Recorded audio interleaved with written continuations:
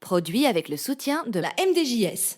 Bienvenue les amis sur Radio Ma'arif, nouveau podcast Icône avec une équipe de choc, une équipe classique, mais une équipe efficace, constituée sur ma gauche de Reda Alhamouid, qu'on ne présente plus. Salut Reda. Salut monsieur. Ça m'arrange bien de dire qu'on les présente pas, qu'on ne présente plus, parce que du coup on ne le présente pas. Parce que tu sais pas qui on est.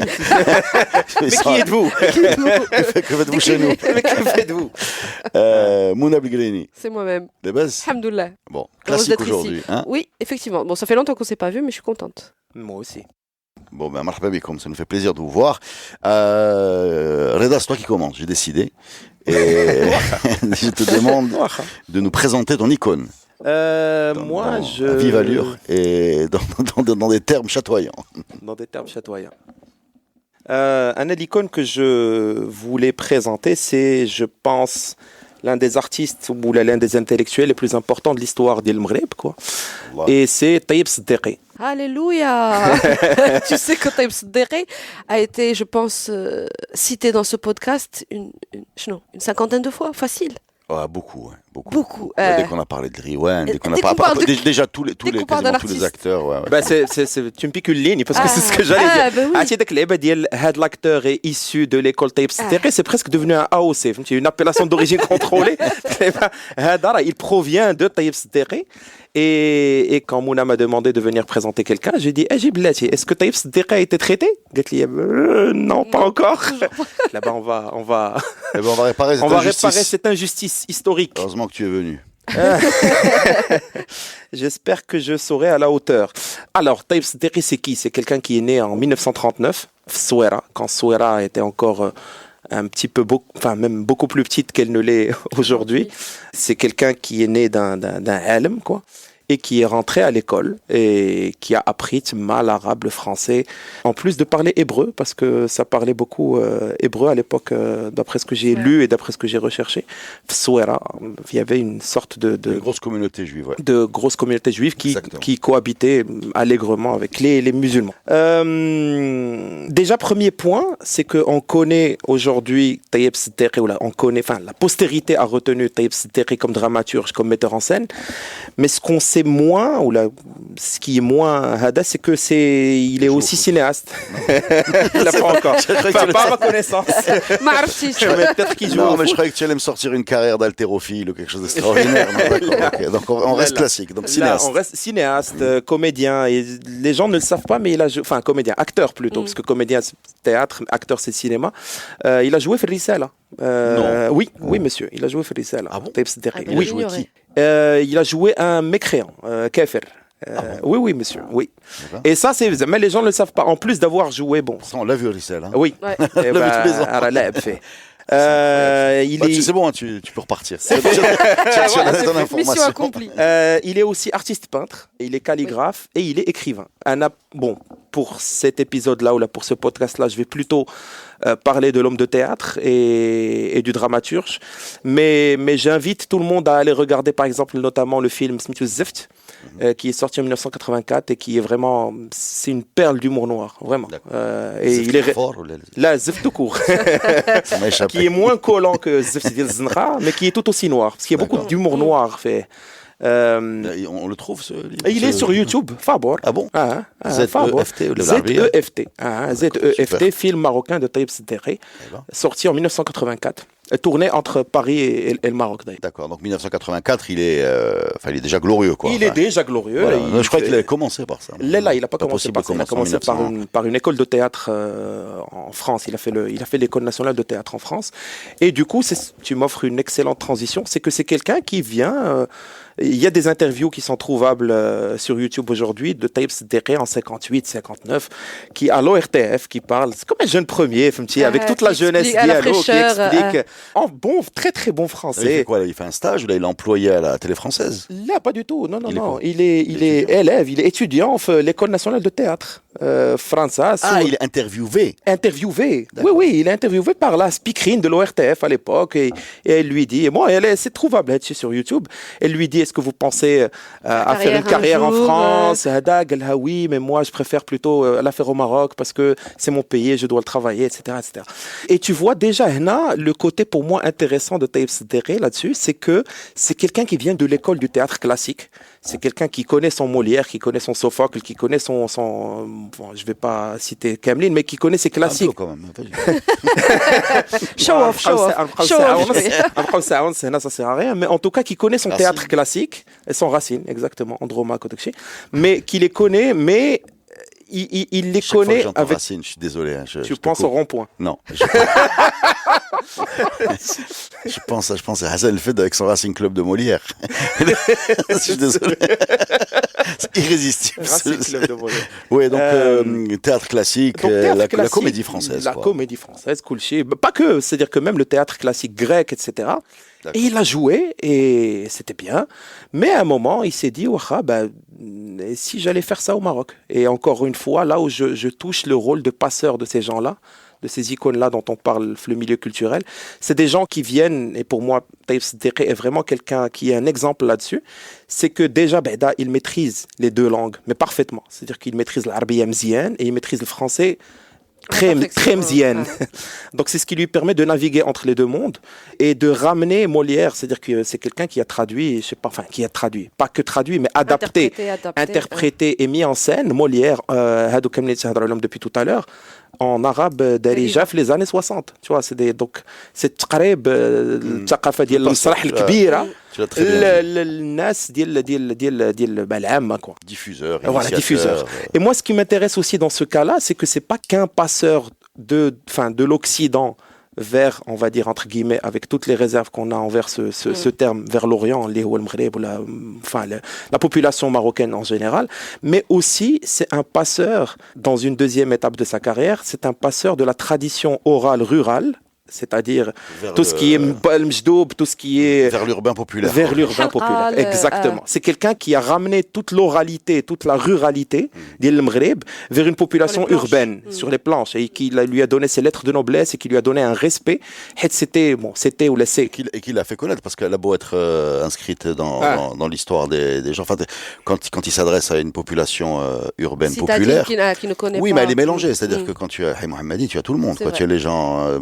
House, du Nord, du Sousse, voilà. Donc, écoute, le Hay Mohammadi, c'était bon. On en a parlé, je pense, un épisode avant, mais le Hay Mohammadi, c'était un peu le terminus de toute l'immigration rurale qui était Casa à l'époque, et les usines, etc., il y avait là-bas. Et donc, tu avais toute la tradition rurale qui arrivait le Hay Mohammadi et qui était un peu. C'est un prolétariat. Ouais. D'ailleurs, il avait fondé, quand je dis c'est Monsieur Taïb Seddiqi, a fondé le Masrah al-Ummali à l'époque, le théâtre travailliste, ou ouvrier, je ne sais pas, ouvrier comment, bref. Si vous voulez plonger dans Hay Mohammadi, je fais une petite auto-promo de Radio Ma'arif. Il y a un podcast qui a été fait avec le professeur, je pense, Najib Tsaqi, de tête, qui est super sur Hay Mohammadi dans ses dimensions politiques, culturelles, même sportives. Voilà, on l'a fait de tête juste après que le TAS ait gagné la Coupe du Trône. Donc, allez sur Google. Et il est super parce qu'il a vraiment embrassé tous les aspects de ce quartier. Ouais. Et voilà, c'est ça qui est intéressant, c'est que pour moi, c'est un double passeur. C'est un double passeur de culture. Et c'est aussi un transfuge de classe. C'est-à-dire que c'est quelqu'un qui est issu d'une classe populaire, qui a quand même appris une langue qui lui est étrangère et qui l'a maîtrisée et mcha, khdem feha et ta'ammaq feha beaucoup plus. Et voilà, même deux, exactement. En n'oubliant pas la première.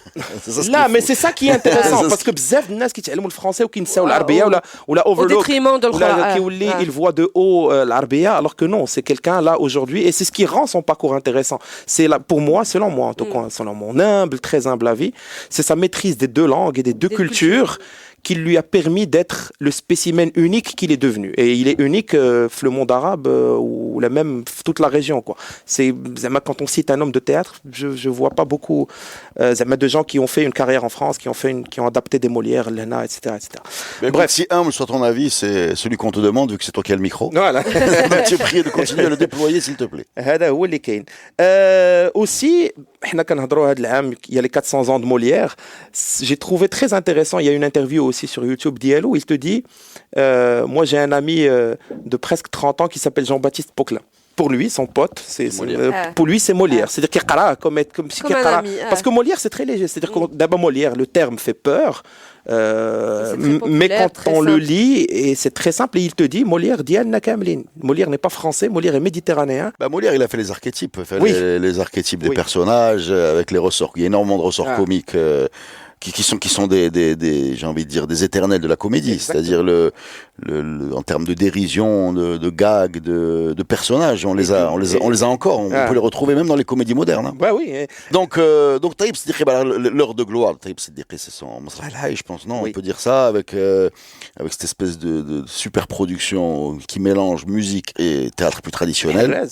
Par exemple. D'ailleurs, le Harraj, j'allais en parler, c'est que là où c'est intéressant, Taïb Siddiqui, c'est que, on en a parlé tout à l'heure, mais au fait, il n'y a pas une seule bio des acteurs ou des actrices de la génération où tu vois, il a été lancé par Taïb Siddiqui. D'ailleurs, les plus illustres ou les plus célèbres. Où on joue au côté, ou à défaut d'être lancé par lui, exactement. Et ceux qui ont été, pour moi, les plus marquants, et c'est marrant parce que c'est pas des hommes de théâtre, c'est des comédiens à la base, mais ils ont été connus pour autre chose. C'est Nesl Riwan, parce qu'ils ont commencé avec lui en faisant la musique justement de l'Harraz, de la pièce l'Harraz, et de là. Sur YouTube, allez regarder ça, c'est extraordinaire. Avec des passages de Boujmé qui sont bouleversants. C'est magnifique. Et depuis, c'est devenu un groupe iconique. Quoi. Le passage de ce personnage, Taïb Siddiqui, déjà, il nous permet de voir, en reculant, en regardant en arrière, l'importance qu'avait le théâtre. C'était vraiment quelque chose de populaire. C'était pas élitiste. Ça passait à la télé. Ça passait à la télé. Et c'était pas forcément élitiste. Aujourd'hui, quand on parle théâtre, on a l'impression qu'on s'adresse à. Voilà. Non, c'est pas le cas. La deuxième chose, c'est, on a l'habitude de dire, c'est une phrase qui m'agace un peu, que les cimetières sont pleins de gens irremplaçables. C'est-à-dire que, en fait, ça veut dire que nul n'est irremplaçable, bien sûr. Mais en fait, quand on se voit ce que il y a rien de plus faux. Oui, quand on voit ce que le parcours d'un individu a pu générer comme remous créatif sur des générations et comme impact sur la scène culturelle d'un pays, tu te dis, voilà, ça c'est un bonhomme. Tu vois, il aurait pu rester en France à la comédie et rester faire du Molière en français. Le Maroc avait besoin de lui, il l'a senti. Différent. Voilà. C'est vrai. Et donc, alors à chaque fois que je me lance dans des réflexions comme ça un peu vaseuses, excusez-moi, mais je me dis aussi le contraire. C'est-à-dire qu'il y en a d'autres qui probablement n'ont pas eu la possibilité d'achever leur projet pour des raisons X ou Y. Et là, effectivement, les cimetières sont pleins de gens irremplaçables, mais ils sont également pleins de projets qui n'ont jamais vu le jour, parce que ces gens-là n'ont pas réussi à les mener à bien pour des raisons parfois sur lesquelles ils ne sont pour rien. Voilà. C'était ma minute philosophie de Radio Ma'arif. Magnifique. Le théâtre était grand public à l'époque. Moi, je ne vais pas dire que je me rappelais des années 60, là, pas du tout. Mais ce dont je me rappelle... Si tu me dis ça, je t'expulse. Benjamin Button, c'est moi. Là, je me rappelle des années 90 où on voyait... Il y avait encore les pièces de théâtre qui passaient, qui s'appelait pas encore la SNRT à l'époque, mais ça s'appelait RTM. Et ça passait, et tu avais... Moi, je voyais la télé... un charisme physique. C'est ça, c'est ce dont j'allais parler. La présence. Les yeux m'khlin et moi aussi j'ai d'abord été attiré par le personnage avant de savoir qui c'était ce monsieur. Mais il était théâtral même quand tu quand il parlait comme ça, nanana. Et c'est une présence, c'est une aura, et c'est quelqu'un qui, pour moi, je sais pas si c'est juste moi, mais en tout cas quand je pense à la figure d'un intellectuel marocain, c'est Ouli Kantril, c'est-à-dire avec sa présence, avec son voilà, c'est ça. Hadam Akan, bon, il nous a quittés après une vie palpitante et tellement honorable en 2016. Et depuis, il y a une fondation qui s'appelle Fondation Taïb Siddiqui, d'ailleurs. C'est pas Boulevard Randy, non? Elle est au Boulevard Randy, exactement. Les lieux du théâtre ce qui s'appelait Théâtre Mogador, exactement. Ça s'appelait, il y a encore mais en tout cas, ça s'appelait Théâtre Mogador à une époque, et aujourd'hui, qu'il a créé lui-même. Et là, la Fondation Taïb Siddiqui est tenue par son fils, qui s'appelle Bakr Siddiqui, et qui travaille à la sauvegarde de la mémoire de son très très glorieux père. Voilà. Alors, dernière chose. Avant-dernière, moi aussi je vais dire. D'accord, alors vas-y. Non, toi d'abord. Mais non. Non, je voulais juste ouvrir une petite parenthèse parce que après son décès, Allah yarhamou, il y a eu une initiative, je ne sais pas qui était à l'origine de cette idée, mais de lui consacrer une exposition rétrospective. Je ne sais pas si vous vous en souvenez, c'était pour l'ouverture de la gare de Casaport. Oui, et c'était plus ou moins pour l'inauguration de cette nouvelle gare qui était toute belle, enfin, qui l'est toujours d'ailleurs, mais en tout cas pour son... Et je ne sais pas qui était derrière. La gare TGV. La gare Casaport. Casaport. Elle a été retapée, une exposition qui a duré, je pense, un mois. Qui était sur 2 étages. Il y avait des costumes, absolument, il y avait des photos qui était rétrospective rares, et qui n'était pas du tout dans un lieu clos, c'est-à-dire c'était le passage, c'est génial. Complètement. C'est génial, ouais. Et j'en garde un souvenir extraordinaire. Moi, je prends pas le train. Mais le truc, c'est qu'ils avaient en plus réussi à attirer du monde qui ne prenait pas le train. Mais justement, dans la rétrospective, il y avait une espèce de petite salle de projection où on pouvait voir quelques extraits de ces interviews. Il y avait des costumes, ses premiers costumes de scène. Il y avait ses peintures. On découvrait son côté aussi calligraphe. Enfin bref, voilà. Et dans un lieu de passage et je trouvais ça extrêmement brillant d'abord et très Taïeb Seddiqi. Je trouvais ça extraordinaire que Taïeb Seddiqi se retrouve comme ça à portée de tous ces gens qui voyagent, même les touristes, même les jeunes qui drôlent la navette, la fac. Parce que là, on parle... Et ce genre d'idée pour une icône, limite, si cette exposition pouvait rester à vie, un Taïeb Seddiqi et son œuvre, je trouvais ça très légitime qu'il soit comme ça en plein centre de Casablanca. En fait, ça l'humanise et ça humanise son œuvre et ça la rend plus proche des gens, plus palpable au fait. Plus palpable. Ça, on a parlé de l'importance du théâtre dans ces années-là, on peut même extrapoler sans verser dans la nostalgie, qui est un terme qui est un sentiment que je déteste, et qui vraiment qui est pas très proche de moi, mais il y a quand même un point qu'on peut pas éviter de mentionner, c'est que la culture était importante, qu'il y a eu dans le siècle dernier un moment où la culture était importante. Voilà, malgré le peu de moyens, elle était considérée comme importante. Elle était importante dans la constitution de l'identité des ados, c'était ou des individus. C'était l'œuvre artistique était au milieu de la société. Elle n'est plus du tout aujourd'hui. Hein, c'est terminé. Mais ça, c'est pas seulement marocain, c'est même au niveau mondial. Hein, quand la pop culture des années 70 était considérée comme étant capable de changer le monde. Alors vrai ou faux, c'est autre chose, mais en tout cas, elle avait cette ambition et était perçue comme ça. Et elle avait un fort impact sur la vie des gens, leur façon de voir le monde. Aujourd'hui, la génération ne se décrit pas tellement vis-à-vis des produits culturels ou ces grands, on a envie de dire, ces colosses quoi, que sont. Voilà, elle se définit par rapport à autre chose. Est-ce que c'est bien, c'est pas bien, je sais pas, mais j'avais envie de dire ça. Wa shukran. Merci beaucoup, Reda. Merci à toi, mais surtout vraiment lisez, regardez tout. Il y a tout sur YouTube. Cherchez, tout est bon à prendre. Mouna. Alors Mouna, j'enchaîne avec un autre et puis avec un autre géant, j'ai nommé Abdelaziz Stati. Allah The Stati. Et vraiment Heavyweight Championship. D'ailleurs, je vais le faire en faisant très attention à ce que je dis parce qu'effectivement c'est une icône et je suis loin d'être une pro ou là une spécialiste de Stati, mais je suis contente parce que je pense que j'ai 2 personnes face à moi qui pourront m'aider et m'épauler ou m'arrêter si je dis des bêtises. Et stop. Quoi? Non, mais Stati est une icône par définition. Il a été à son époque moustachu, chevelu et il continue à l'être différemment aujourd'hui. Etc. Avec des chemises qui mériteraient d'être exposées dans des musées. En fait, c'est ça, il est iconique dans... Je suis contente. La punchline de Abdelaziz Stati. Revenge. Alors, pour la petite histoire, Abdelaziz est né à l'Aounet. Pardon. Non, parce que c'est écrit, pardon. Non. L'Arbaoui, décliner son identité civile. Abdelaziz l'Arbaoui, qui est donc né dans Nawahi Dial Jdida, dans un petit village qui s'appelle l'Aounet. Et Stati, bon, tout le monde le sait, mais je vais quand même le dire. Comme un footballeur qui s'appelle Abou Sharwan. Exactement. Voilà, Nejm l'Aounet. Exactement. Vous m'avez perdu. C'est 2 stars de l'Aounet. C'est quand même, ils ont un rapport star sur population qui est respectable. Respectable pour un petit village. Voilà, si on avait le même taux à Casa, on serait Londres. Exactement. C'est le swinging London. Et pour les 2-3 personnes qui ne seraient pas au courant, il s'appelle donc Stati pour son 6e doigt. On sait jamais. Si quelqu'un nous écoute et qui pense que c'est son nom de famille, ce n'est pas ça. Personnes qui ne le savent pas. On sait jamais. Voilà.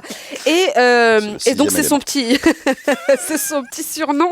C'est le surnom qui fait de lui aujourd'hui cette icône, parce que d'abord, voilà, c'est ce qui.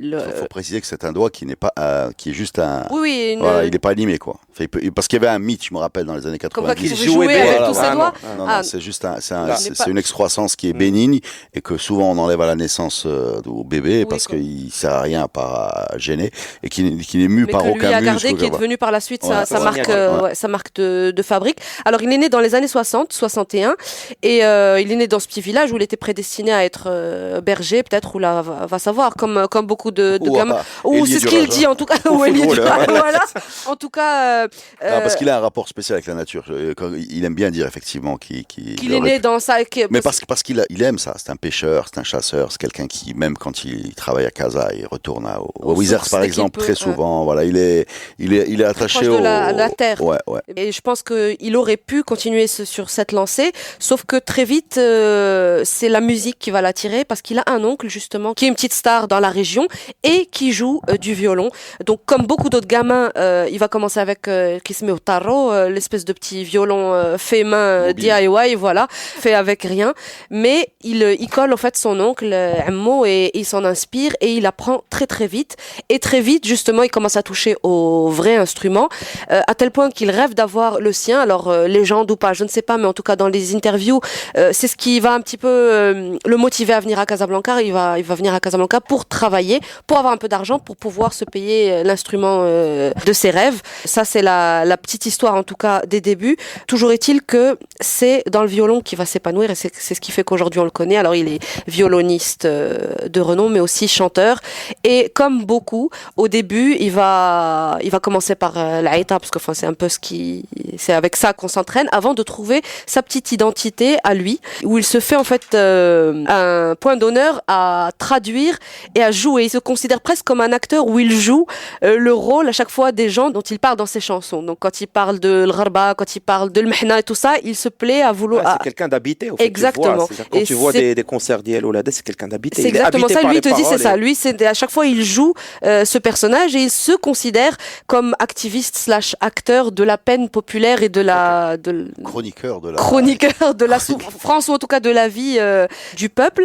Et il y a ça qui fait de lui une icône, mais moi je vous dis, je suis pas une spécialiste en tout cas ni de ses chansons ni de ses paroles, même si comme tout le monde j'ai grandi en écoutant, et dès que ça fait mais il y a aussi cette icône physique, effectivement, cette fameuse moustache dont j'ai parlé tout à l'heure et cette chevelure des années 80, 70, ce look qui était partagé d'ailleurs par beaucoup d'autres dans les footballeurs effectivement, mais aussi les frères Migrimo et toute cette mouvance. Ah non, il y a deux, excuse-moi, il faut être précis. C'est pas la même. Est-ce qu'on parle de la coupe afro? On parle de la coupe afro. Ou l'on parle de Sika d'El Abrami qui est plus... Exactement. Sur Stati, on est plus proche de Sika Abrami soyons précis. que de l'afro. Parce que c'est pas une afro. C'est un mélange de afro et de mulette un peu, tu vois. Le mulette. En tout cas, il y a eu cette période. Et puis sa façon de s'habiller, exactement, limite justement, il y a un peu gitan, entre gitan et italien. Voilà, c'est exactement ça, exactement. Gitan qui aurait séjourné en Italie un petit peu, et en Sicile, exactement. Puis oui, les chaînes, tout ça, vraiment ce côté bling bling et ce côté star populaire assumé, donc le côté star, donc convoité, mais aussi très proche du référentiel populaire et tu rigoles, je pense que tu penses à quelque chose. Je pense à tout. Je pense à tout. Moi, je veux t'écouter. Non, parce qu'on a travaillé avec lui. Oui, déjà, ce que j'ai envie de dire, c'est que d'un point de vue strictement musical ou humain, c'était super simple, c'était super fluide. Absolument aucune espèce de... Il est rentré, on l'a appelé parce qu'on voulait jouer avec lui. Il est venu, on a joué, on a enregistré. Ça s'est fait facilement, rapidement, dans la bonne humeur. Vraiment, la grande bonne humeur. Il est généreux musicalement. Il a donné. Ouais, non, mais il est drôle. Même après, quand on a fait des concerts avec lui. Moi, j'ai si vous voulez une anecdote. Déjà, c'est un bonhomme qui vient à l'heure. C'est un musicien, c'est quelqu'un, c'est exceptionnel. Hein, c'est bon à signaler parce que la rareté de la chose. On va jouer à tel endroit et je me rappelle, on lui dit, tu vas jouer à la fin, en fait, on va le faire le morceau avec toi, donc viens vers telle heure. Et moi, quand je tournerai la tête, déjà, il vient au balance, soundcheck, et ensuite tu peux remplir, pendant qu'on commence le concert, tu n'es pas obligé d'être là. Non, mais ce qui est drôle, c'est pas ça, c'est qu'en fait, il était dans les loges, et lui était venu en costume, parce qu'il m'avait demandé au téléphone comment je viens habillé. Et je lui avais dit, habille-toi comme tu veux. Mais c'est comme tu veux. Mais en fait, il était sur, il nous regardait du coin de la scène et il se disait qu'avec son costume, ça allait décaler. Ça allait dénoter avec. Voilà. Et donc, ce qui est drôle, c'est qu'il a mis un t-shirt à moi qu'il est traîné dans les loges et que je vois débarquer avec un t-shirt Public Enemy. Là, il y a des photos. Extraordinaire. Il arrive, il vient, il nous salue sur scène, il se met à lire le t-shirt, c'est merveilleux. Pour qu'il soit homogène avec. Mais non, il était. Je vous le dis, on a joué avec. Plein de monde, c'est quelqu'un qui était agréable. Et ce qui était marrant aussi, c'est que le fait de collaborer avec Abdelaziz, c'était l'occasion de comparer nos référents. C'est-à-dire que nous, Roba, on n'est pas des as du solfège, loin de là, mais on utilise les grilles d'accords standards telles qu'elles sont désignées en Occident. C'est do, ré, mi, tout ça, majeur, mineur. Et Roba, ils ont dans ce monde-là, il a bien sûr un vocabulaire pour décrire les notes, mais il est différent. D'accord. Voilà, donc c'était marrant d'échanger sur ça. Des deux mondes. Voilà. Non, mais surtout de savoir comment. Tu vois, oui, je suis un arsa, machin, juste là, ça, c'est marrant, c'était cool. Et voilà, c'est un bonhomme. À chaque fois qu'on a pu se croiser, on a jamais. Alors, je voulais aussi dire un truc, c'est que c'est un passionné. C'est-à-dire que Abdelaziz, il sort l'eau sale en général, hein, quand il est dans l'intimité. Il joue plus que le violon. Oui, parce qu'il peut chanter avec, et c'est plus acoustique quand on est dans un petit comité. Et il peut commencer à 10h et finir à 6h du matin. Et c'est son quotidien. C'est-à-dire qu'il fait ça. Un musicien avant d'être. Il fait ça tout le temps. Une star. Il fait ça tout le temps. Il est possédé par ça. C'est pas quelqu'un qui va venir.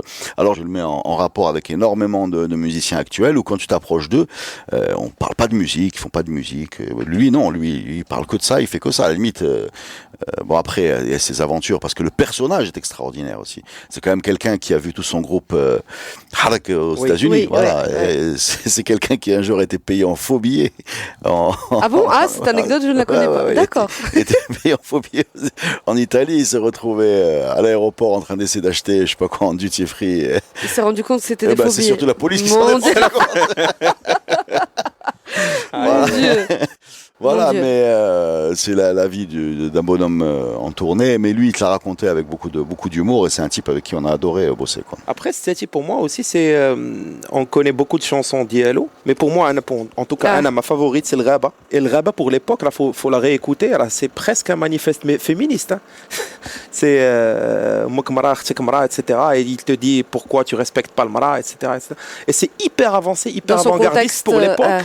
Et pour un chanteur, c'est-à-dire qu'on ne s'attend pas à ce que quelqu'un qui a ce background et ce hada, comme quoi les clichés, parfois il faut faire attention.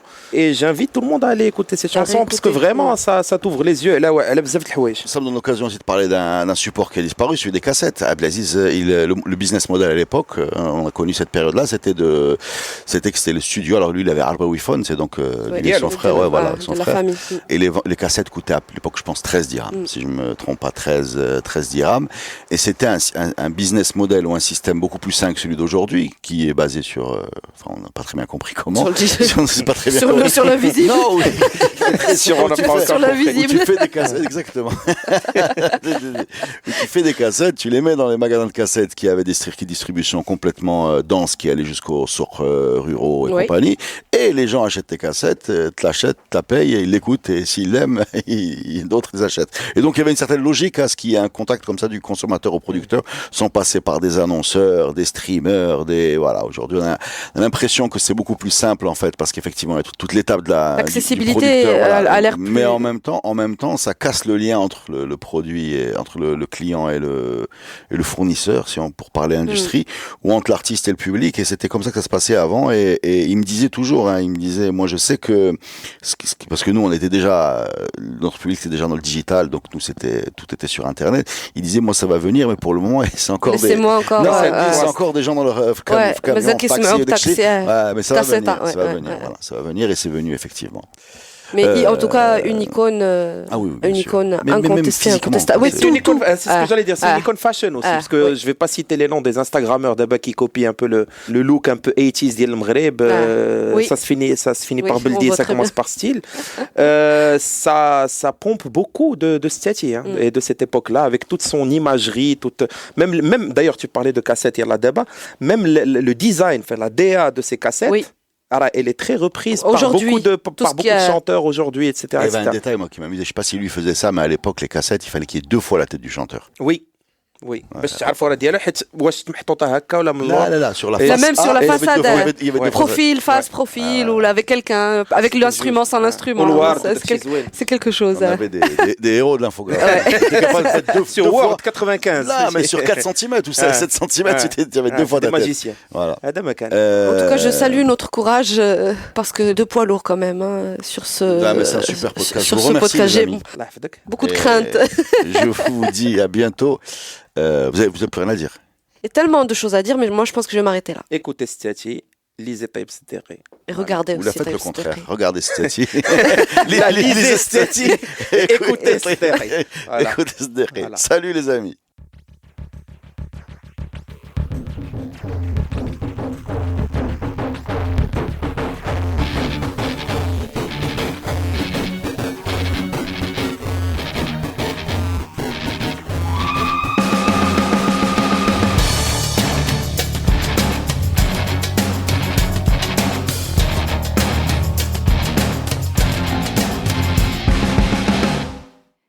Produit avec le soutien de la MDJS.